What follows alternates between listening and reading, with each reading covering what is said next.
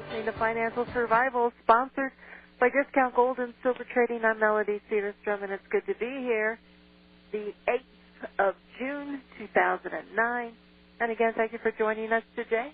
This program is brought to you by Discount Gold and Silver Trading, 1-800-375-4188 for all your gold and silver coin needs.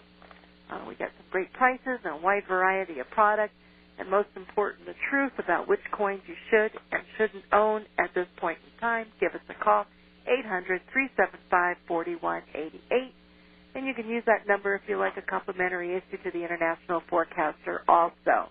If you have any questions for the program today, you can send them to discountgoldandsilver@yahoo.com.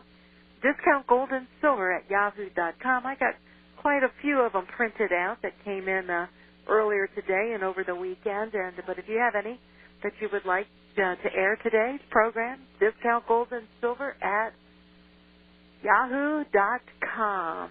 Visit our website. You can listen to these programs on a weekly, daily archive basis, discountgoldandsilvertrading.net. That is discountgoldandsilvertrading.net. Gold actually, even though it was in the red today, right now it's down $2.80 at $952.80. You have silver down 32 at $14.99. You have platinum down $21 at $12.52, and you have palladium down $5 at $254. Quit that, Bob. Down $254, and all the prices were off their lows of the day. So not a bad day, but a crazy and wild day in the markets. And we do have Robert Chapman of the International Forecaster joining us today every Monday, Wednesday, and Friday. Good afternoon, Bob. Drum roll, please. No, that's a pretty poor drum roll. You better go back and practice. Yeah, I see the outside month is down 960, and they're relentless today. The United States government, it's so obvious what they do. I started tracking at 3:30 this morning, and let's see what they had it down at 3:30. It was down 17 at one point, and it was down 14.10 at 3:30 a.m. And silver was down 48 at 14.90, and the market was up 87 points at that time.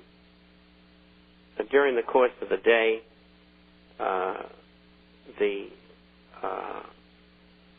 market was off 150 points. It rallied back to a plus 50. End of the day, up 1 point or so. But just your government in action. And they don't try to hide it. You know, everybody knows exactly what they're doing. And it's only a matter of time before the system breaks out. And I think a lot of the emails and phone calls that you've made to Congress about Ron Paul's 1207, the bill to audit the Federal Reserve, called the Federal Reserve Transparency Act of 2009. And on Friday, the Federal Reserve hired the former head of lobbying for Enron, if you can believe that.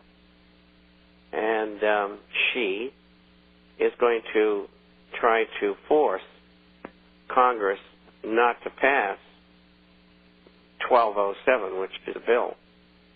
And I don't think they're going to be successful. They're getting the representatives getting so much heat. It's unbelievable.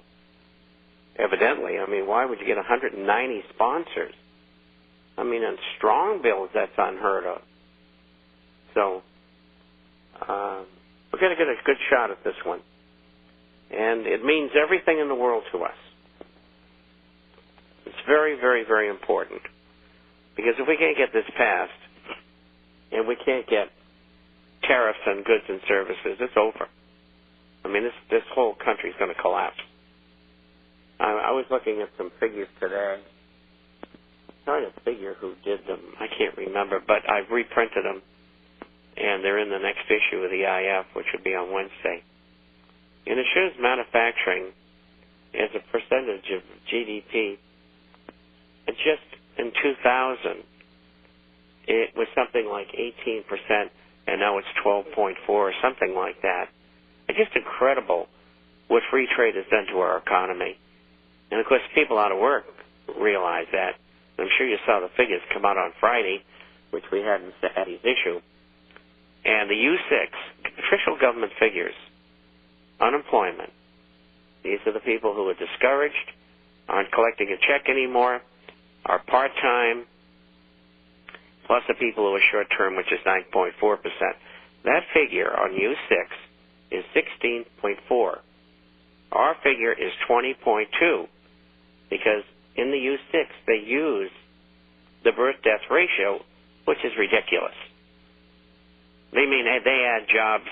What do you see what we got in Wednesday's issue? The jobs that are so fictitious.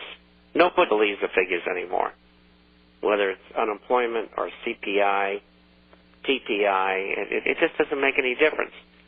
And the people are doing the same thing that are in bureaucracy in Washington under Obama that they did under Bush. There's no change. A man who was elected on change, forget it. Doesn't exist. So they manipulated the market back to even today, and they try to keep the currencies all down. Example, the pound early this morning was off 113. It was up 81 on the day. The euro was down 148 early this morning. It was only down 70. What do you got on the USDX? It was up about 0.26. Let me see. Which is nothing, but they were climbing all over the other currencies. Oh, let's see. Let me get And they resuscitated the market. They kept gold and silver down all day. But the good thing is they can't keep on doing it. They've done it 3 or 4 days in a row here. I don't think they go any further.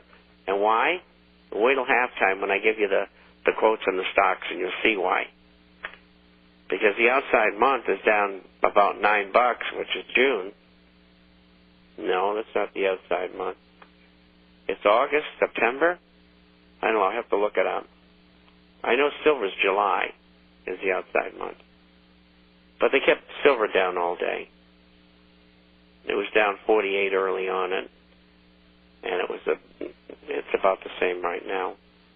But the point is that big things are happening.